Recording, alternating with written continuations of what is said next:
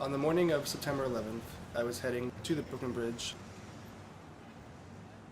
I proceeded to start walking on the bridge towards Manhattan. I had a camera, so I just started taking a lot of pictures.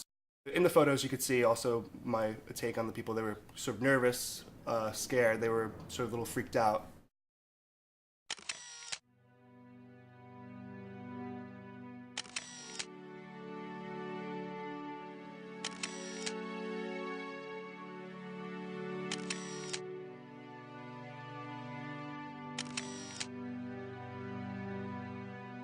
When I reached the middle of the bridge, I started to hear this rumbling beneath my feet, a lot of vibration. Then I noticed the second tower began to fall.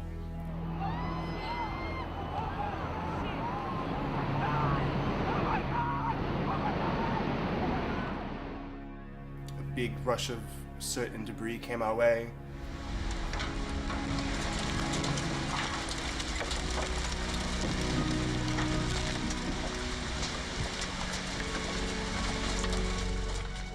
After the film, the debris made a clearing. I began to finish walking towards Manhattan. And when I got to maybe this point, there's sort of people sort of running around the highway over here. This is where the gate where I just crossed, and I'm guessing I picked up the sample somewhere between the, of this angle, from that rail to the end of the rail, before the concrete starts. Everyone was sort of like hitting it and pushing it off and stuff like that. Towards the end, I just sort of grabbed just a handful and walked up north with it. Did you have any sort of feeling when you picked up the dust that, what made you do it? What made? I know everyone asks me that. I don't know. I mean, I've been answering like for history. I mean, I didn't really have like a reason why I picked up the soot. I like to call it soot instead of dust. Yeah, I don't really have a I just scooped it up and kept it.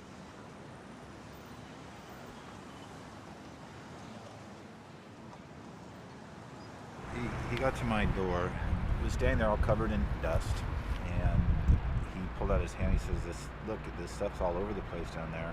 And it was shocking to see him covered in dust. And I just remember looking around and thinking, well, let's just put it in a plastic bag. The sample itself is pretty toxic. You could tell that it's just got a lot of chemicals in it. It kind of seeps, something that's like a cross between a dust and a gas. And it's like a blue-green mist. It's just very fine dust. We heard that there was this BYU physicist who was testing the dust samples. And, I just assumed that there was plenty of people with dust samples. It was Tom Breidenbach, I remember now, who wrote me, and it would have been an email, and said that he and his friend had saved this sample from the very day 9/11, before noon on that day.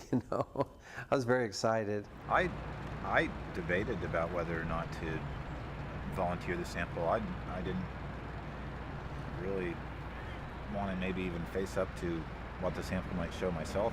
So it took maybe a couple months before I actually sent the sample in. So this is pristine. It cannot be contaminated due to cleanup operations, which began much later. Even as the dust was settling and he collected it, he held in his hand the secret of what made those buildings come down. As I looked at the dust, I noticed some spheres. I was not expecting that at all, but some spheres that were just visible to the eye. And then I looked at those with electron microscope using elemental analysis called X-ray energy dispersive spectroscopy. And there we found that there was a lot of iron in these spheres. And I realized that a magnet then could pull these iron-rich spheres out of the dust so we could look at more of them. I remember Dr. Fair of BYU and I looked at this sample together. I like to do this in a fume hood just because it's fairly uncluttered, and also who knows what's in this dust. Yeah, I'm not real impressed with this magnet, but I mean the looks of it. It happens to be a very strong magnet, and invariably you pick up all the other junk along with the magnetic materials. So that's why you have to sort of visually go through it with tweezers and inspect it and pick out and manually pick out the particles with tweezers. Using a magnet, we're able to find very large numbers of these spheres. Some you can see with your naked eye, and more you could see with the optical microscope, and then many more you could see with the electron microscope. And many of these are aluminum and iron together in the sphere, a very unusual combination. The only way I've been able to duplicate that particular combination is with thermite.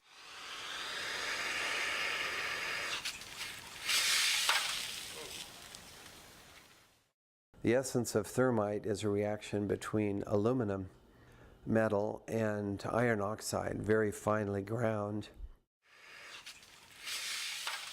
And when they react, you get aluminum oxide and iron, molten iron, but sometimes the aluminum oxide will get trapped with the iron. And of course, it's hot enough that these are molten, so as it sprays into the air, you get droplets, and these will contain iron, and aluminum will be caught in there too. And that's just what we see in these spheres, a lot of them, matching what we get from the thermitic reaction. And then we looked a little further at the dust, and I noticed there's also another type of particle in there, and this is what I call a red-gray chip.